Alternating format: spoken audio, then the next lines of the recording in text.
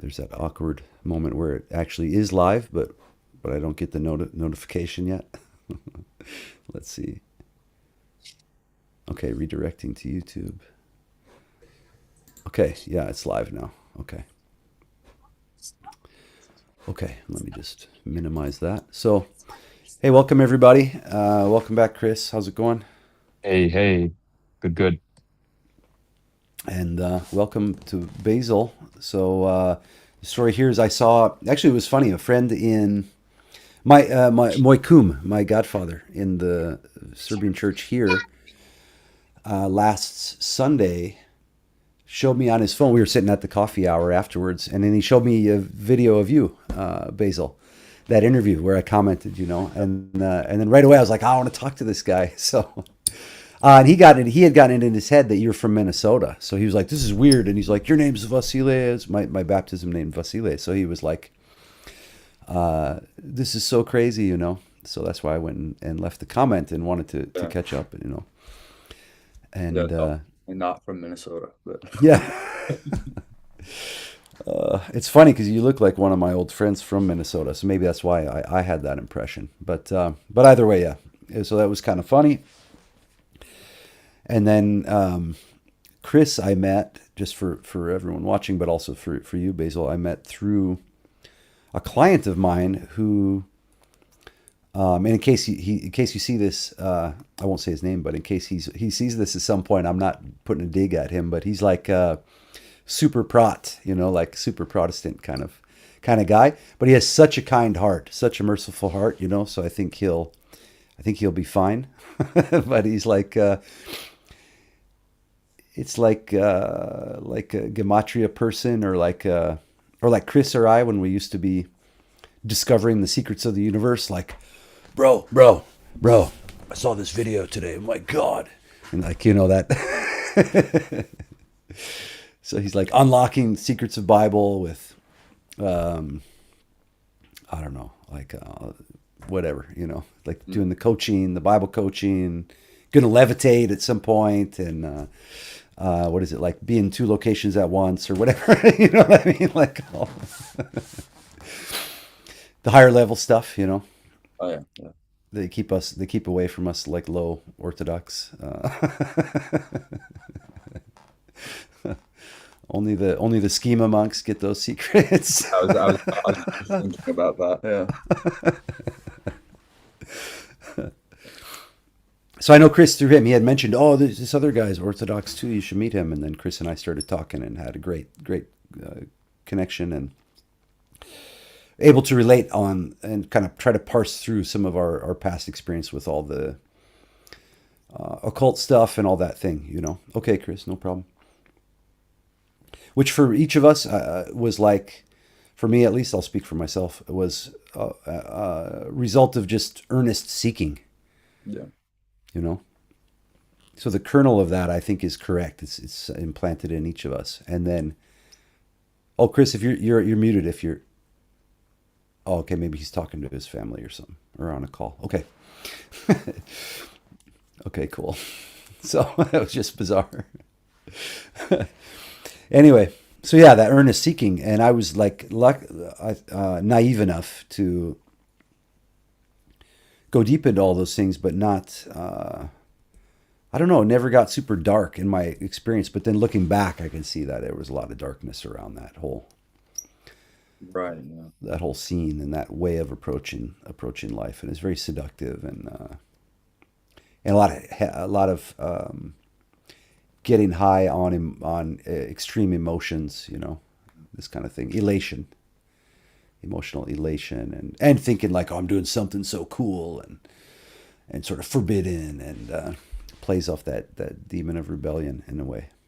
yeah. And I think something that in listening to your previous conversations, like something that rung familiar, especially talking about that chasing like the elation and the emotional experiences, like it sounded like the way that I've heard some in the charismatic movements talk, like uh people, I don't know, I guess name like Pentecostal type, speaking in tongues, like that kind of thing. Like it seems like it comes from there's I don't know, maybe some common thread there of what people are looking for. Um, yeah. That makes a lot of sense. Yeah. In a folklore and religion class I had, which was excellent, we studied the snake handling churches, Oh my sort of the God. extreme of the Pentecostals, And then at the same time, we studied in the same unit that semester. We also studied like voodoo and Santeria, Yeah. and there was like the link between those two was so amazing to see. Like with the way that they conducted the ritual in the Santeria was this drumming, this fast drumming, and they're in a basement or somewhere, and like everyone's getting charged up, and then one person enters in basically demonic possession, Yeah. but they are trying to contact a specific Loa, they call it, whatever, one of their voodoo gods. Mm. And then they're possessed by that, and the voice changes and everything. And it was so similar to what you saw with the snake handling, with the videos that we watched of those particular churches as well. But they would create that sort of ecstatic state. I noticed how Yes. people. Go ahead, Chris. Somebody mentioned to me, a friend who used to be Protestant, he was like, it seems like the Protestants go two ways, like super heady, or like head, or super low, very super emotional, right? So they swing from that pendulum, but they don't have like this connected kind of, integrated.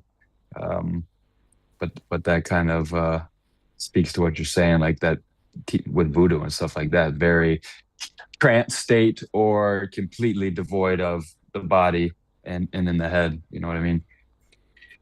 Yeah. I mean, I think like I was just thinking about that because I came out of like my Protestant background. Like I grew up going to a bunch of different, non-denominational type, usually more on the Reformed end of things. Like at one point, my family went to a very like liturgical Presbyterian church. Hmm. And so before I was became Orthodox, I was like a hardcore Calvinist, like 5 points, Reformation, the whole deal. And it was very like I mean, judgmentalism is a part of that pie, but like uh especially toward any kind of like spiritual experiences. Um like especially toward like Pentecostals, charismatics, and then anyone like people chasing spiritual experiences through psychedelics or whatever means. It was very like, you know, it was a very, very negative view of that kind of thing. And I think part of that was an outgrowth of how like intellectualized that form of faith had become. That like the Hmm. idea that there could be some kind of experience like this is just totally off the table. And I So what think did you think those people were doing, like in your at that time? like at that time, I think part of it was like I thought there was some kind of demonic, like spiritual thing going on, but negative, not from God.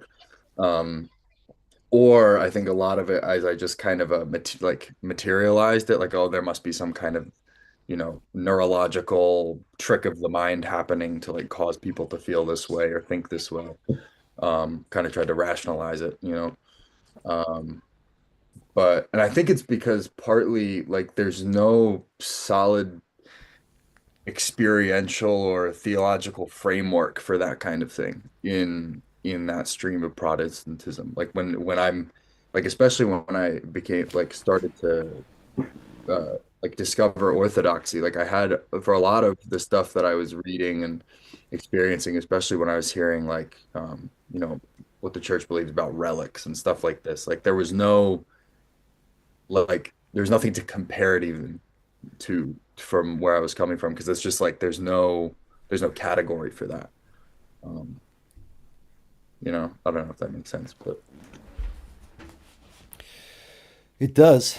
Uh, and that did that have predestination as one as an aspect of it? Yeah. oh, 100%. Yeah, yeah, yeah. Like that was I mean, it was all like especially with like the my group of friends and many of them I'm still very good friends with. Um, like we were all very like we were all, Calvinists together. We were all, very reformed in our theology. And it was almost to the point like the idea that somebody would even think that predestination wasn't like for us that was tantamount to the gospel. Like if you Hmm. didn't believe that you were predestined, then like that was borderline like, okay, well then you think that you did something to like earn salvation. Like even the idea that somebody would choose to believe Uh-huh. was like a work for us. Uh-huh. Which now I think about that and I'm like, that's crazy. But like at the time, it was like I didn't even choose this because if I think that I chose this, then that's me like arguing my way into heaven. Uh, I see the logic of it, what you're saying. Within the frame, yeah. well, yeah, and I think that's the thing, and I'll still kind of give the devil his due, so to speak. Like I think that that theology is it's cold hard logic applied to the framework that they have. And so like I kind of get how people end up there because it's an easy mechanism to understand, but it's just it has so many holes, you know? Hmm. Well, the issue is it makes God the author of evil. Oh, 100%. Yeah. And like that was one of the first things that I kind of because I remember I wish I could remember the name of the book now, but it was from a like a Reformed theologian. It was written in the 20th century, and now it's going to bother me who it was. But basically, one of the things that he was saying in this book, like emphasizing, was the idea that Christ, the idea of what's called like limited atonement. Um, and it's this idea that because Christ knew who was going to be saved, he only died for those people's sins because the sins of people who weren't going to be saved, like it would, if he died for them, then it would have been like extra, like he would have done more than he needed to.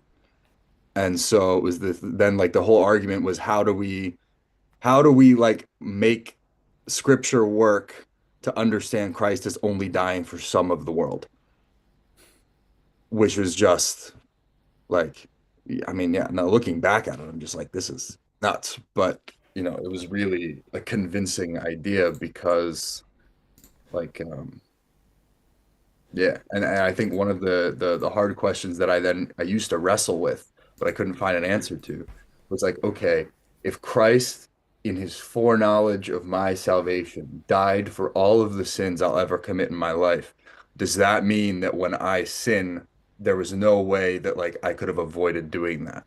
Because if if he died for a sin I don't commit, then he died for something that he didn't need to. And then if I commit a sin that he didn't die for, then I'm not covered. So that means like everything I do in my life, I can't escape it. Like it's just you become a robot, you know? Yeah. Yeah, it's wild. I fell into it a little bit, like when I was into Jesse Lee Peterson, and I have massive love for that guy just generally. I like his whole political approach, but the theology now, in my view, is broken. But one of the things he was mentioning is that there's no, it's basically predestination. I don't know if he's Unitarian, I think, Mm. technically, but whatever. But that I got into this idea that that was the root of forgiveness. Being able to forgive other people was that realizing, like, well, if I was in their circumstances, I might have done the same stuff that they do or worse. And in a certain sense, that still holds true. But it was like there's a contradiction if I'm choosing to forgive, but I'm saying that none of us have any free will. You know what I mean? Like, who's choosing to forgive then? Like, what is going on? No. You know, it's just kind of weird. So we're just, it would be like, well, we're just watching a recording, you know? Yeah. Well, and I think then it makes sense too why you get out of the like especially out of the Enlightenment and after the Protestant Reformation, you get all these like deists who are just like you know the people who see God as like a clockmaker, you know, who just like set up the machine and then let it run. And Hmm. because I think that's kind of the really I think that's the logical conclusion that that line of thinking comes to. And you know, I think so much of what I did and what we did like in that sphere of Reformed theology, I think, well, what the people in it still do, is a lot of it is just you kind of have to come up with these arbitrary reasons for why you do the things that you're supposed to do in the Christian life. Like, well, why do Hmm. we do this? Oh, well, because we're commanded. But like, there's no sense of that somehow. Like, there's no sense of like it actually benefiting us in any way other than just being what we're supposed to do. Hmm. And then it's like, okay, well, if I'm already good, if this is all preordained, then like, what's the point? It just kind of becomes arbitrary. And then like I think what I saw in myself that the way that plays out is because then it's so everything becomes you become externally focused because it's like this, okay, I'm preordained and I'm predestined if you have that like surety, because you have some people that just fall into this constant cycle of, okay, well, am I really, am I really, am I really? And then it's just internal spiral. But then you get people like me who was so sure of my election that like it becomes this now it's my job if I love other people to like police them and see, okay, well, are they, behaving in such a way as to show that they are elect? Because To show, isn't that right, interesting? because like we would talk about like this like the verse we always went back to was uh like when Christ says that his followers will be known by their fruits. And we took that as like, and I took that as, okay, then like the fruits are the proof that you're elect. So now like we go fruit hunting and find who has it so that we know, okay, you're another elect person. And it just became this like, yeah, I don't know, it's a weird game. Um, Did you get any tattoos during that time? not related to that, no. Okay, okay. I thought No. maybe because I could see a path to. Oh You yeah, know? for sure. Yeah. Yeah, no, my tattoos were unrelated to that. But Okay. um yeah. Yeah, I'm so ignorant of Protestantism. I didn't even know that was like I thought that was only a Jehovah's Witness thing. That because that's what they think too, right? 144,000 are chosen and like no other seats available, and and yet they're still trying to convert people. But What is there a relationship to the person who started uh, uh like Calvin and like I don't know. that I don't historically I don't think so. If I remember correctly, Jehovah's Witnesses came out of like the revival movement of like the early 20th century or like late 19th century. And I think Jehovah's Witnesses, like I could be wrong about this, but I remember watching some stuff about them not long ago because I saw some Jehovah's Witness street preachers in when I was in Romania, and I was like, these Oh. barking up the wrong tree. Like they have no idea what they're getting themselves into. And but they have this like weird like two sections of heaven. So there's like the 144,000 that go to like up with God, but then the earth gets like renewed, and so there's kind of a less good heaven for everyone else because they need something to like offer people. But no, I don't know that there's a relationship there between the Reform movement and Jehovah's Witnesses. But yeah, no, the limited atonement, the whole like Calvinism, it becomes like the gospel unto itself because it's this system that insists on itself. And so there's not really room for like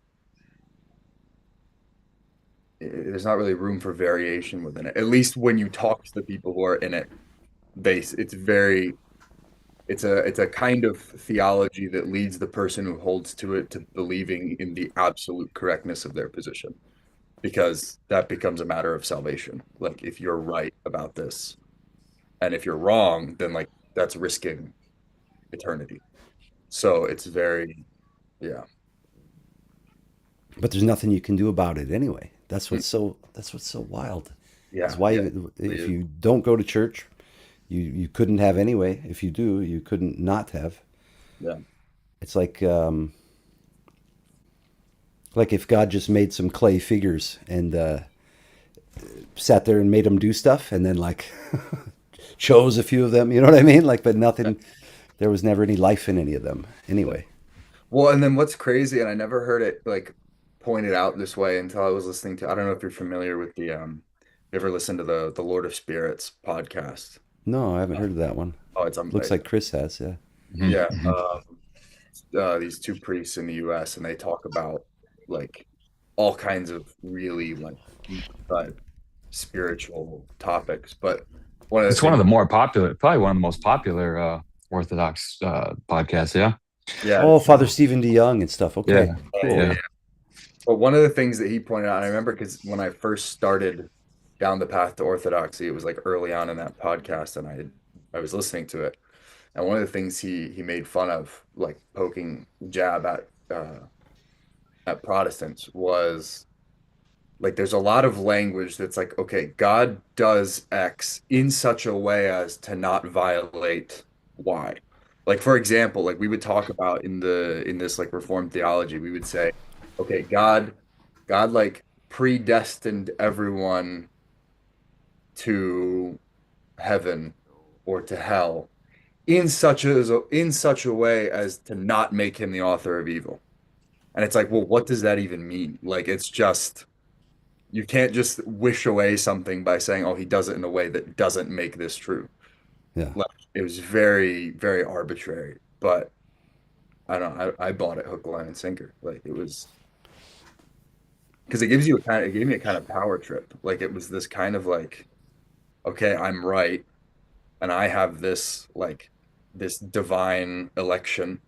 And so now it's like my responsibility if I love people to like make sure that, I discover whether or not they have it as well, for their Hmm. good. But it was, I mean, it was really like feeding an ego. But, at the time I thought it was, and I think there are definitely people that like they don't do it from a place of like willing pride. But I think that's kind of where it goes a lot of the time. Yeah, and I mean, for me, like it was the opposite, but the same in a way. It's like I had the secret knowledge, which was the occult, esoteric stuff. This Mm, was the truth behind all religions, and it's almost a more works based thing. So I can see the fear against works-based or Protestants really pushing against like and it's really anti cult in that sense because you're doing fasting and doing meditations and doing things to transform yourself on your terms, which is the true path, making yourself into a vessel fit for the light that you can, on your own will. So it's like the opposite, but still the same. Like I have the secret knowledge or the elect or whatever it is. And there's a relationship really between Protestantism and, the occult and that kind of uh anyway. yeah. Well, no, I mean there's a joke like even within some Protestant circles about like some forms of Presbyterians like who are like really in that Reformed theological tradition that they call them the frozen chosen because they're chosen and they don't do anything like they don't Right. evangelize they don't like and they're also like very stoic in their services and in their like worship as they see it. And so it's like, it's this, okay, well, I'm chosen now, so, you know, nothing else I have to do because everyone else who's chosen, they are whether or not I do anything. And like it's this static. I think that's the biggest thing is it's a very static system. Like there's no opportunity for true growth, true change. Like it's just it freezes everything. Hmm.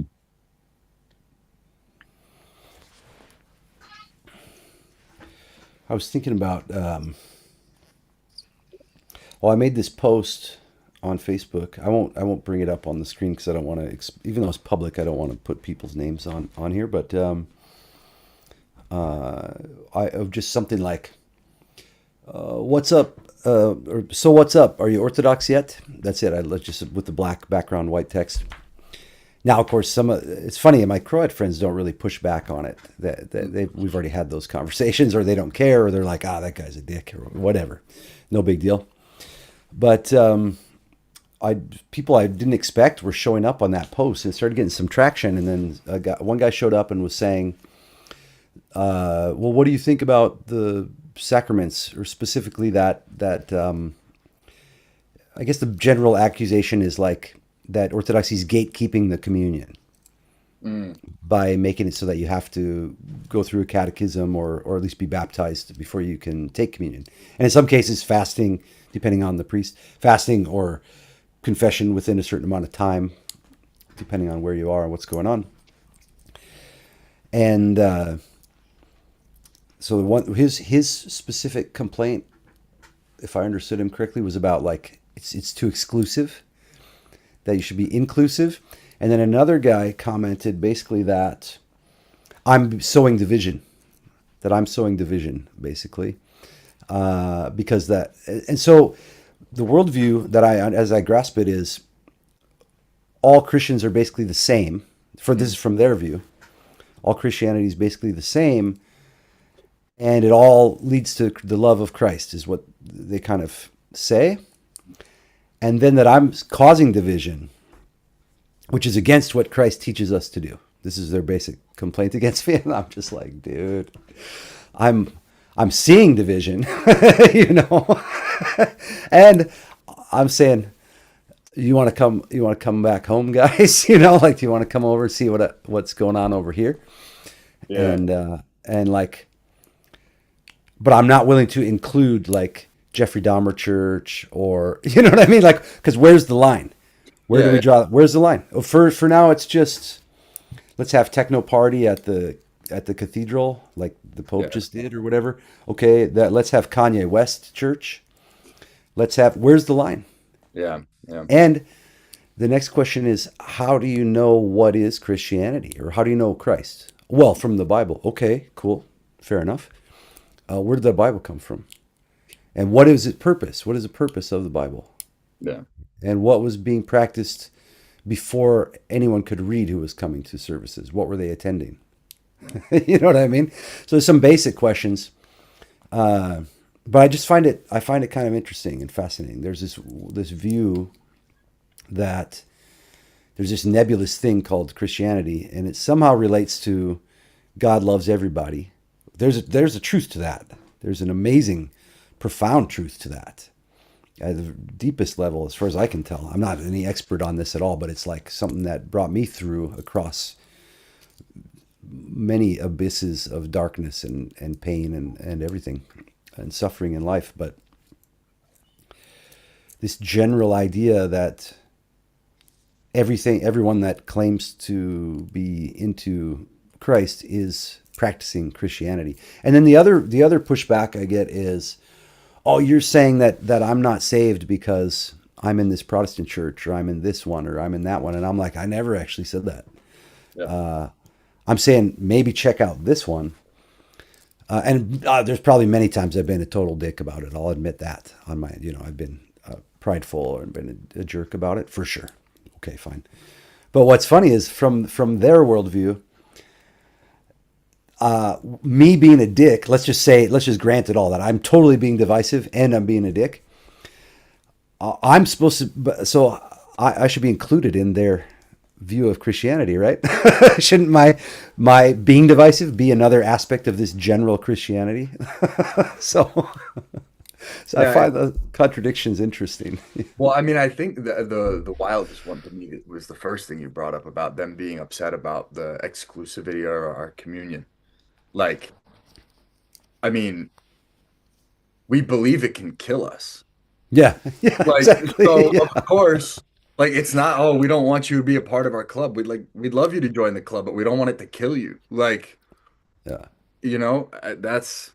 and so clearly they just don't believe what we believe about what it is. Because no, here's what's funny about it: I thought that too, but because he wants they want that communion, specifically the Orthodox communion. Yeah. But if it's so, you know what I mean? So they must believe that that there's value in it because they want it. Otherwise, they wouldn't care that it's exclusive. Yeah. Well, and then also too, something else I thought of was like what you were saying about them. You know, they well, like, I'm trying to think of how to put this. Like, but I think it's difficult. Like, the Protestant theological system, and I know that's super broad. Like, there's a huge range of things that they cover. But I think one thing that's pretty foundational to we'll say 99% of it is like it's very intellectualized. So, and I think like the Reformed tradition of what I came out of, what we've been talking about, like I think is kind of the apex of that, like scholasticism and like John Calvin was a lawyer. Like it's this very legalistic academic system, and so on some level, when you make assertions about the incorrectness of doctrine, like that's perceived as a questioning of someone's salvific status Hmm. because everything boils down to this. There's a set of like intellectual propositions that you need to agree with in order to achieve salvation. Hmm. Like Christ died on the cross for your sins. You did not do this of your own like accord, whatever that list is. Then like you have to agree with these ideas, and that's what gets you into heaven. So if somebody comes along like us and you know contradicts those ideas or says something contrary to them, like that's perceived as a it's not just like it's not just a surface like disagreement. It's like us we're making accusations of their eternal status. Yeah, yeah, And so people get very defensive very quickly. yeah. That um, makes sense. I mean, one thing I would grant is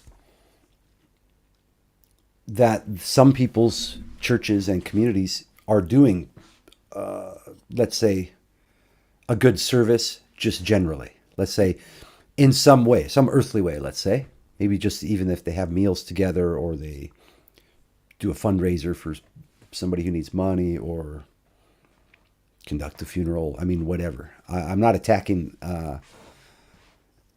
I'm not attacking that aspect of it. That somebody's getting something from it. In a certain sense, if it was some milk toast Protestant church, but they were getting some human connection there. In some sense, I would be happier that they'd be there than with a psychiatrist or psychotherapist, for example. But that's not the level of the conversation that I'm discussing. You know what I mean? There's plenty of clubs that do really good stuff, yeah. all over the place, and that's cool. Nothing wrong with that. I mean, in Serbia and in Balkan, it's like the kafana is in a certain sense keeping alive like human connection yeah, yeah. in a different way than like bars in U.S. Not to say there's not some cool bars and stuff there for sure, but like here it's such embedded into the fabric of the culture. The cafe bar thing, let's say. Man. Well, I think too, something I just thought of, like you're talking about, there's plenty of groups that do good stuff. Like that's a big question that comes up in the Protestant world as well, is like how to understand through their framework, like when people from other religions specifically, atheists and whoever as well, but like specifically other religions, when people do good stuff, like Sikhs with their like practice of giving food at their temples or whatever they call them, like Mm-hmm. when any charitable work undertaken by other religious groups, because of this idea about like the fruits being proof of people's salvation. It's like, okay, well then what happens to these people, because like they're exhibiting the traits that we're supposed to exhibit, but like you know a lot of people have really a hard time like confronting that idea that there is some kind of truth in other places, at least even in small amounts. Mm-hmm. Like, um, yeah, Well, Chris and I think touched on that maybe last week about that idea of logos spermaticos. mm-hmm. You came across that? Yeah. It's Saint Maximus the Confessor. Yeah. Okay, I didn't trace it back. Maybe I came up when I was looking it up, but I Maybe. first came across. I think Jim Bob was talking about it, but I also found it in thought the. you said thought you said just a martyr. Yeah, that's right. My mistake. Aha, okay, that's right. And but at the intro, the first 30 or 40 pages of Christ the Eternal Tao.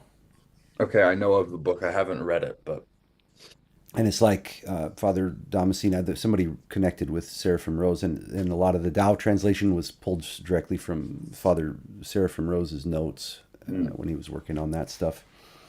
I didn't, read through all the Tao parts of it, but the intro blew my mind, and it was mentioning that logos spermaticos idea, Mm. and that any earnest seeker after the truth that was writing or seeking prior to incarnation would have eventually encountered Christ, but not been able to name him, or recognize it fully, like through a veil or something. And so Father Seraphim Rose saw that in the Tao, Mm. Mhm. that there's a Trinity mentioned a million times, and that there's nothing really contradictory in it. Depends, okay, if translation and how it's framed and all this kind of stuff. But there's a boundary line there with the perennialism and the syncretism, where, well, I guess perennialism and syncretism both reject the normative authority of the church Mm. at the same time as borrowing or acknowledging the truth of the doctrine and dogma that the church has preserved. So that's the contradiction that I see at the root of a lot of almost any other, or all, I guess all other paths. And again, it doesn't mean, you know, Floki or Ragnar or whoever wasn't going to make it into heaven. It's just a different context, and it's not something we comment on or even try to discern. Well, I mean, Whether like, yeah. I mean, like you've got St. Paul talking about like the law of God written on the heart, I Mhm. think Romans, and that like the Gentile, like they'll be judged according to that. Um, and I think like I remember this idea of like the spermaticos logos. I remember when I was being catechized, I was speaking to my priest who's now my spiritual father about that, and he talked about he connected it to like us being icons of Christ, and he said like every person is made, like we're all image bearers, and he said so. He's like if you have an icon and it's been lying in the dirt, it's dirty, it's covered, the image is obscured, it's still there. But he said he's like the closer we get to the truth, the cleaner it gets. And like the more visible the image becomes. And then, ultimately when we're baptized and chrismated in the Orthodox Church, like that's when it becomes fully like cleaned and then can live up to the potential that it has. Um, and I thought that was really like a cool way of seeing it. Because then he said like, because then also I think it opens the door to loving other people as well. Because if you see that like they are, you know, everyone is bearing the image of God and they all have this seed of of Christ in them, then like you want to see that made manifest, you know? Yeah, that's that. There was Father Spirit on Bailey. I think he's Irish.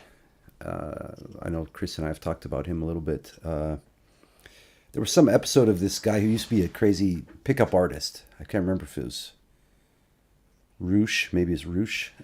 Some guy who's famous pickup artist guy, teaching other people how to do that and living that lifestyle, whatever. And he had a collapse at some point, and like basically was like live streaming it, and became Orthodox Oh wow. eventually.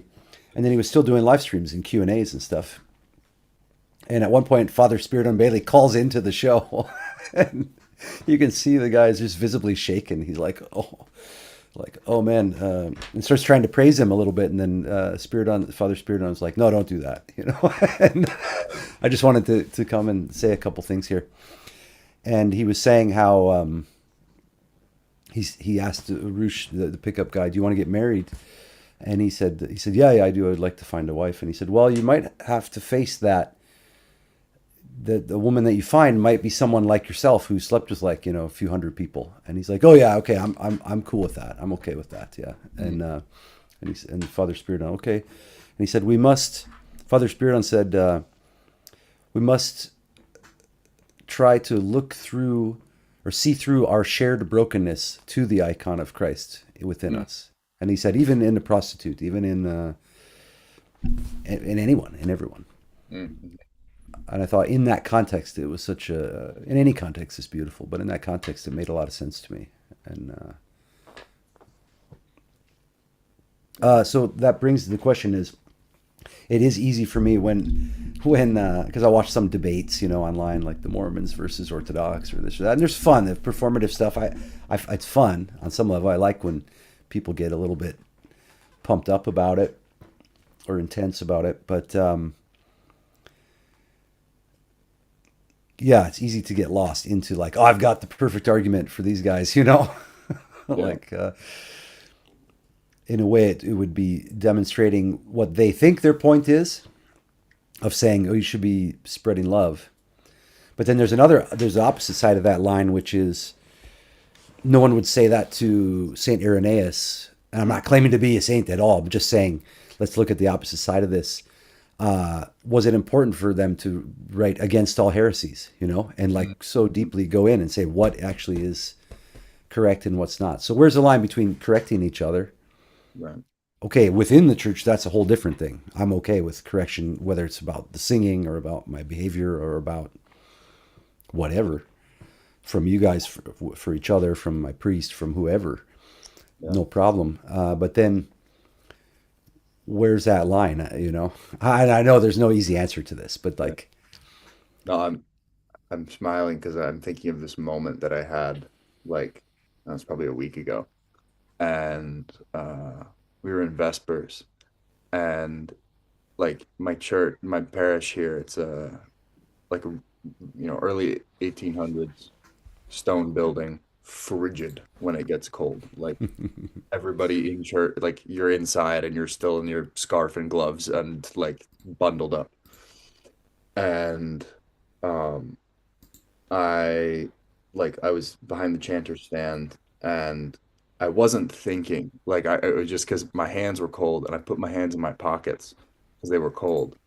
And we started the Ochanash, the Our Father prayer, and the deacon was standing beside me because he was helping with like some of the chanting. Because yeah, anyway, and so he was behind the chanting stand with me, and he just reached over like without saying it, whatever. He just grabbed my wrist and pulled my hand out of my pocket, and I just like didn't even it made me aware of what I was doing. So I took my hands out of my pockets and it was fine and not a word or a thought about it after that. But now like thinking back on it, it's like one, I appreciated it and like I know that it wasn't from a position of like judgment or whatever. mhm. But then also like I thought about like if somebody did something like that in the Protestant context that I came from, like it would be such a big deal. Like there would be a whole hubbub about, oh, did you see what so and so did, and how could they do that? And but like, it's just, I don't know. And that was such a like, there wasn't a second thought about it, Mhm. and I thought that was really interesting. Like reflecting on that now, but Yeah, that's fascinating, dude. The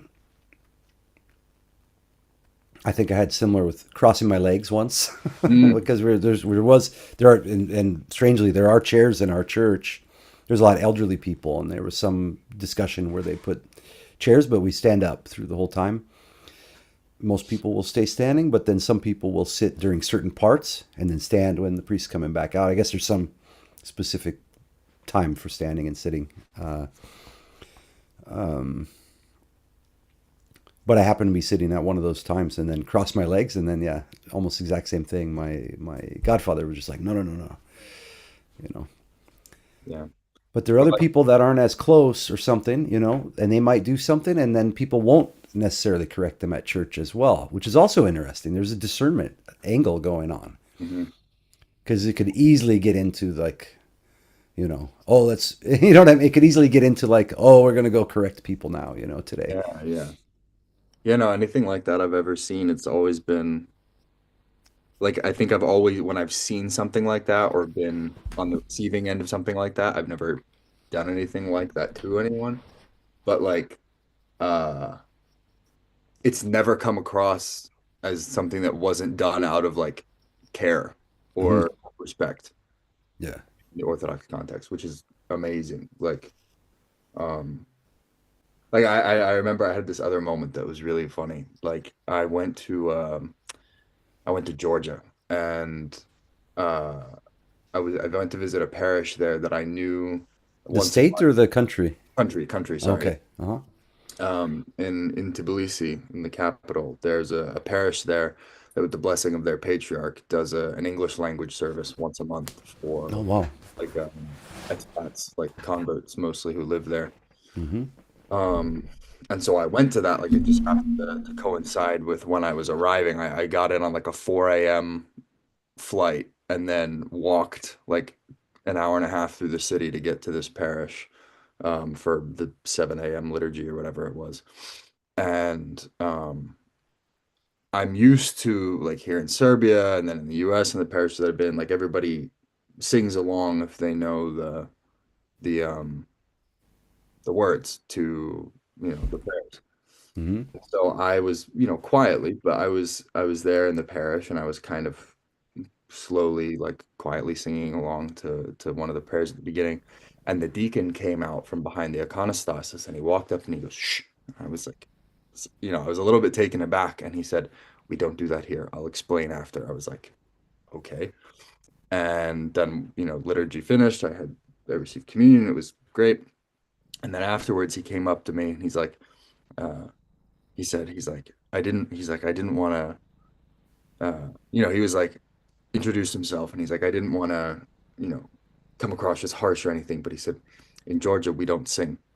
And I said, I said, that's interesting. And he explained because they have, I don't know if you've heard it, but Georgian chanting is incredible. It's um, just incredibly beautiful and it's its own style. And they have this like polyphonic um musical system. It's like multiple harmonies at once and it's crazy. But the reason that the parishioners and the general the laity don't sing along is because they're not trained in this musical style. Mm-hmm. So people feel the urge and like people are crossing themselves the whole time during the service over and over. And I guess that's kind of how they get that urge out to like participate in the prayer. And but even that, like it took me aback a little bit, but it didn't feel like it was a condemnation, it was this Yeah. kind of like correction for the benefit of the church. Yeah, that's interesting. We occasionally have some older grandmas and stuff at the church that will just sing whatever. I mean, they're singing, and I've come to see it as beautiful, but when it's happening, even if it's slightly disruptive to whatever the choir's doing. But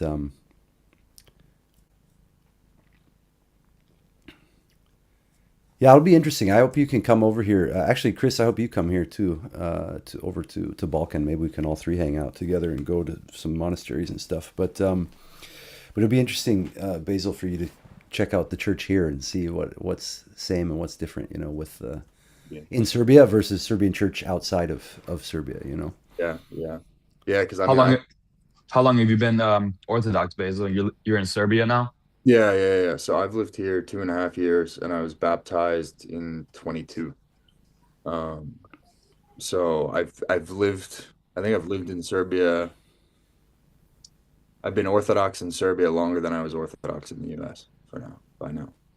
Um, but yeah, I've been Orthodox, yeah, for like 3 years, and my catechesis was about a year and a half um, before that.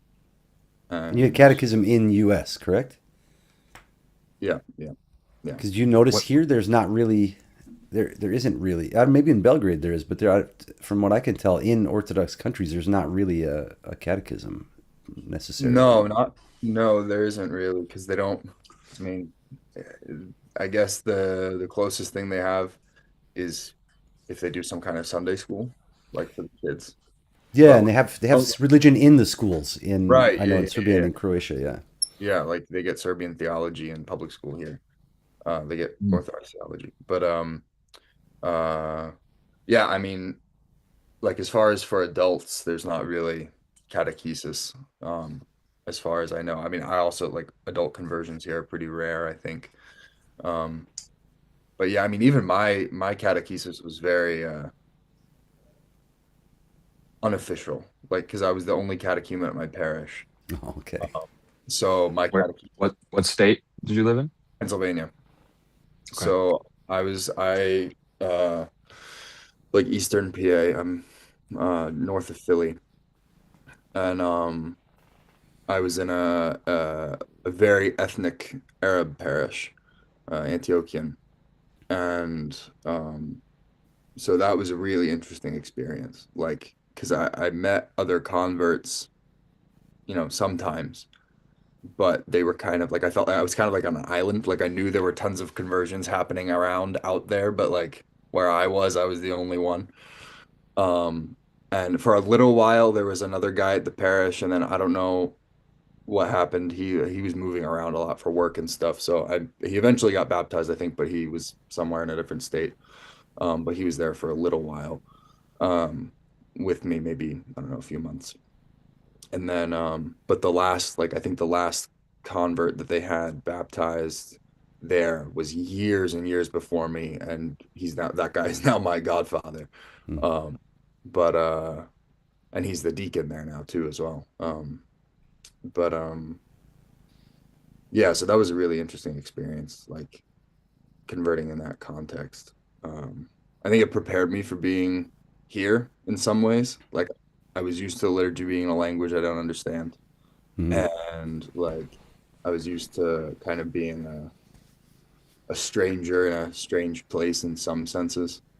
Um, but like I was always, I always felt welcome and that kind of thing. I never felt like ethnophilitism or anything like that. Although I know there were strains of that in that parish because there was another Antiochian parish maybe 20 minutes down the road that came from like a church split that happened years before. Um, where they had like the English speaking part of the parish like went to a different town to start a mission because there were conflicts, I guess. But that predated my priest there and my going to that parish. So I know he had some of the pieces of that to clean up as well when he arrived because my spiritual father, he got to that parish I think a month before I did. So like we showed up at the same time and you know, but yeah.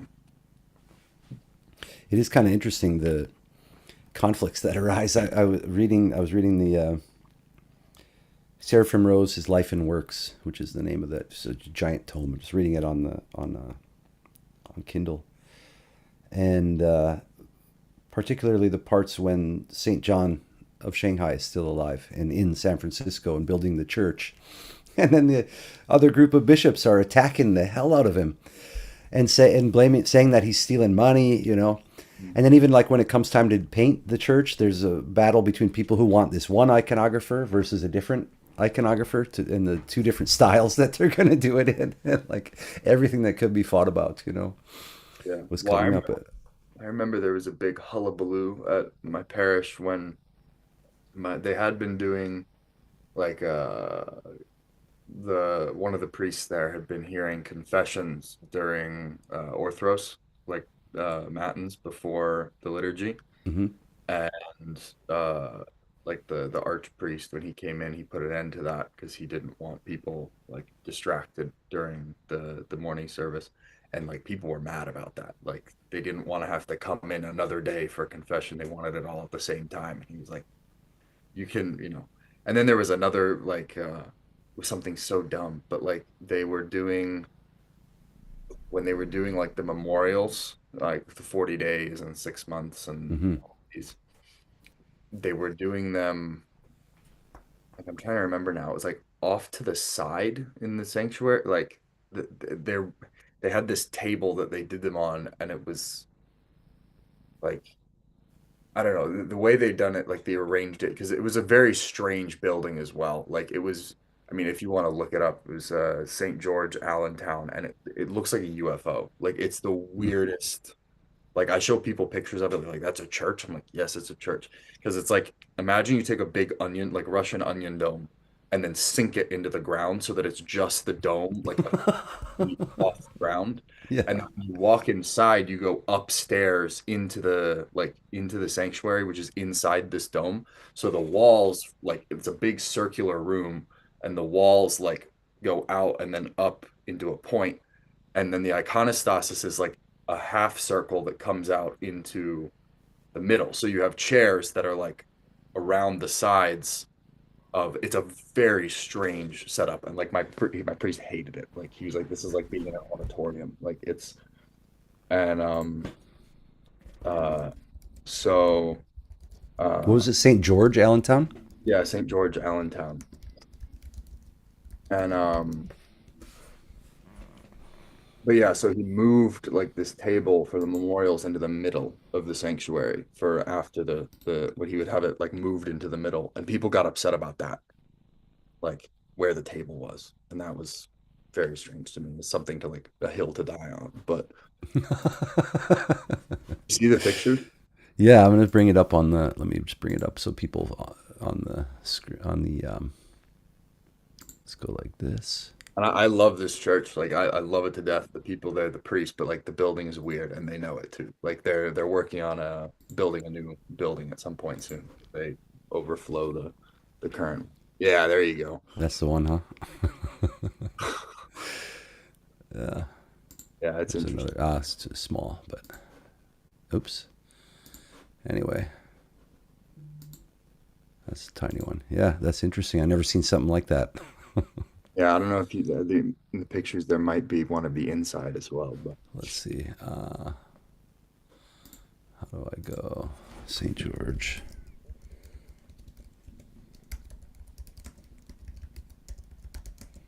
Interior. Church interior. Let's see. Oh, is this it here? not that one to the right of it. Like this here? Yeah, that yeah, that's it. Oh, whoa. Never seen something like that. No. Yeah. That's wild. Was that built as an Orthodox church Yeah, it originally, was or that? built as an Orthodox church by the Arab community and that Oh, it's a and little mosquey. It's a little mosque. It's like, are they just trying to trap you guys in there? And that, no, no, I'm sorry. I'm being real. I'm being an ass now. No.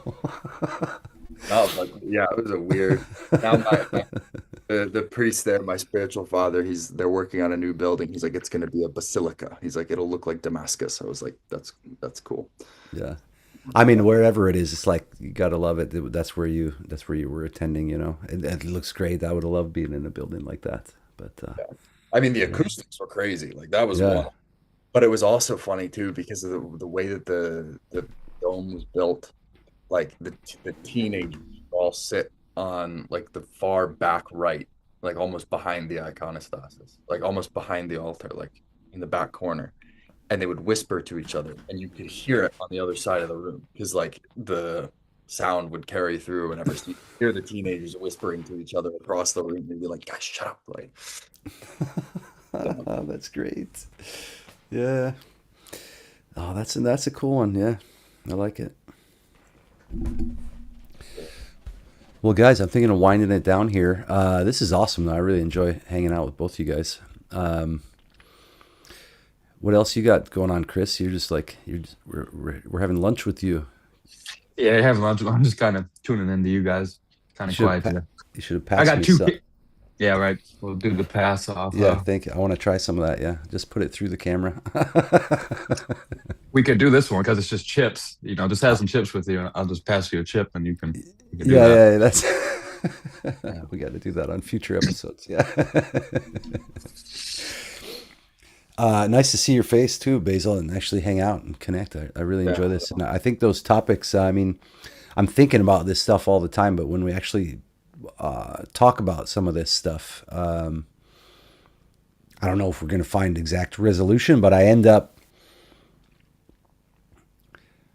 I'm still going to correct or share my gifts, do what I can, help correct people, whatever, and try to bring people to the church who want to come. But at the same time, to remember to have like this merciful heart, Yeah.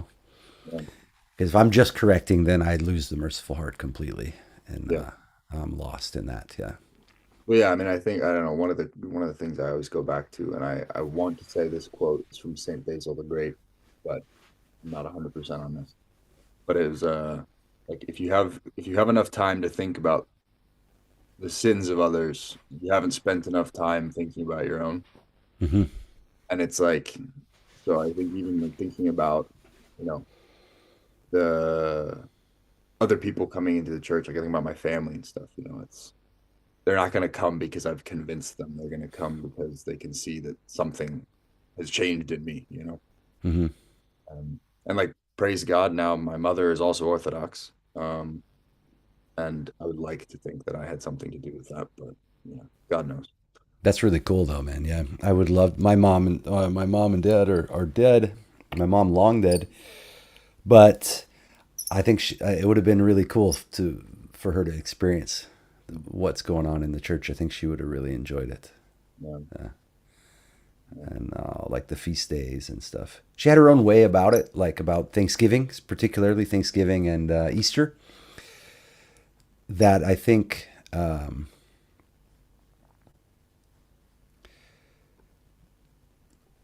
Relates to the way I experienced Slava and feast days, and the way that the Orthodox handle certain holidays was like her kind of this merciful heart, and inviting the guy from the grocery store who doesn't have anywhere to go, and inviting my old punk rock friends who had face tattoos out to the small town in Minnesota, like for Easter, and making an Easter basket for these crazies. Like, so that's like, I guess, a testament to that Logos Spermaticos, and that there's people living in, or at least in, exhibiting that thread, which is nice. So I think she would have recognized some aspects of that in the Orthodoxy. So it's cool. When I heard you mention on that other video that your mom was in it, I was like, that's so cool, man. We're working on the rest of them now. Yeah. Yeah. My Well, stepdad. no limits with the family. You can abuse family. So, especially men. I know. Fingers crossed. My stepdad will be the next domino to fall. My mom's got him watching that Saint Paisios series that they made. Yeah, that's cool. And he's one of those Protestants. Catholics are pagans and blah blah blah. But then somehow Orthodoxy gets a pass for him. But uh, now he told my mom the one day, he goes, "You need to go. You should." He's like, "You should pray to that Mrs. Mykonos." And he goes, she said, "What are you talking about?" And she's like, like Paisios does. And she goes, "Ah, the Theotokos." Saint Mykonos. I like that. So yeah, I mean, and then my mom said like they were watching the episode where Saint Paisios's spiritual father reposes, and he saw, like he could see the Panagia like coming to receive him, and so like this light fills the room, and he says like she's coming, like I can see her, she's coming to get me. And my mom said that he, like my stepdad was on the edge of his seat, like she's coming to get him, and she's Oh, so that's really sweet, man. Yeah. glad that. I don't know if it's as good, but there's that. It was made by, I think, a Serbian woman. That Man of God, about Saint Nectarios of Egina. Yeah, that's another one. Maybe they would enjoy. Yeah. Yeah, they've watched that for sure. And then there's Sacred Alaska's with it, really good too. Oh, okay. And I haven't seen that one. I'm gonna write that down. Sacred Alaska, and then the one that I want to see that they're making it, or that's like being special released right now, is the El Tonto por Cristo. Never heard of that. Like it's a fictional story, I think, but it's about like monks in Texas. Oh, interesting. Yeah. Very cool. Yeah, I think it's out. I haven't seen it, but I think you can like rent it online or something. Yeah, I know they're doing like traveling like theatrical releases around the US, as far as online. Yeah. And then I also heard that the woman who made Man of God is making a movie about Saint Moses, Black, which would be really Yeah. apparently Wiz Khalifa has something to do with making it as well. But I don't know if that's just like an internet rumor or if that's like. See, I heard wild, 50 yeah. Cent. I heard 50 Cent has something to do with it. I didn't hear Wiz Khalifa. I heard 50 Cent, so that's funny. We both heard rappers. But Who knows? yeah. That could be. Oh, there was something. What the heck is this? It was about something I saw today. This is like tangential, but Nicki Minaj got hired by Trump for some role related to Nigeria, and she's like wanting to bring attention to the genocide or the slaughter of Nigerian Christians in Nigeria. Yeah. I Yeah, didn't see I that. saw that. I have no idea anything about it, but I saw that that happened. Yeah. Yeah, I was like, what is this? We live on the worst timeline. That's Well, at least we're living so far, you know. That's something. All right, guys, this is awesome. I'm really happy to hang out with you both. Like I said, open invitation to come to OSIAC. It's a little easier for Basil than Chris, but yeah, no, I'll bet. you just have to be at the bus station by 6:30 if you want to come out here. and Belgrade's always good. Yeah, I love it out there too. All right, guys. Yeah, we'll just be in touch. And Chris and Basil, I'll connect you guys too. I'll just send over a link so you guys have your own connection as well. And then we can figure out for next week if you want to jump on or whatever. Or if you have any ideas of topics that could be interesting. And Chris and I will be putting together stuff too. But yeah, happy to have you on, man. Yeah, no, I know there's a lot of the occult and other stuff that you guys have a lot of experience with where I'm a fish out of water with those. But if you ever got anything related to Protestantism or any of the more philosophical, theological things to talk about, that's I'm always interested to chat about that. So Definitely, yeah. And I don't think we're going to be constantly talking about occult stuff. So I don't see, and like maybe contextually, if there's someone who was, it would be interesting to bring some of these people on if they were willing to come on and have that's true. Yeah. mild debate or conversation, you know. Yeah. So that, yeah, it could be interesting. Yeah. All right, guys. Well, have a wonderful, I always do the Minnesota goodbye, you know. It's like, and even me telling this story is part of the Minnesota goodbye, which you'll see. So this is like a meta. But when he'd be leaving, when my aunt would be leaving my aunt's house in Missouri, for example, we go for Thanksgiving, and let's say we're going to leave on a Friday to go back to Minnesota, or not on a Friday. If it was Thanksgiving, it would have been, let's say, a Sunday or Monday, and we got our stuff packed, but it's not by the door yet, and then. That morning was like, wait, we were going to go to that breakfast restaurant. Ah, that's right. Let's go to the breakfast restaurant. Okay, we'll go to the breakfast restaurant. We come back. Well, on the way back, like, oh, that shopping center. Okay, cool. And then when we're back, it's like, well, you guys should have lunch before you get on the road, of course. Yeah, okay, we'll have lunch. Don't drive in the dark. You know what I mean? Don't do that whole trip in the dark. That's 8-9 hours, you know. Let's just leave tomorrow morning. And then, so it'd be like by afternoon, like by sunset the next day that finally it's happening. But this conversation in the driveway while the car's running would take like another hour. And by the time you're driving away, they've walked into the street and there's kind of this somber wave. Like it's, you know.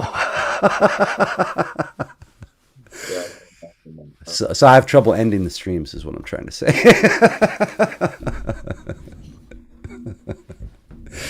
That's good.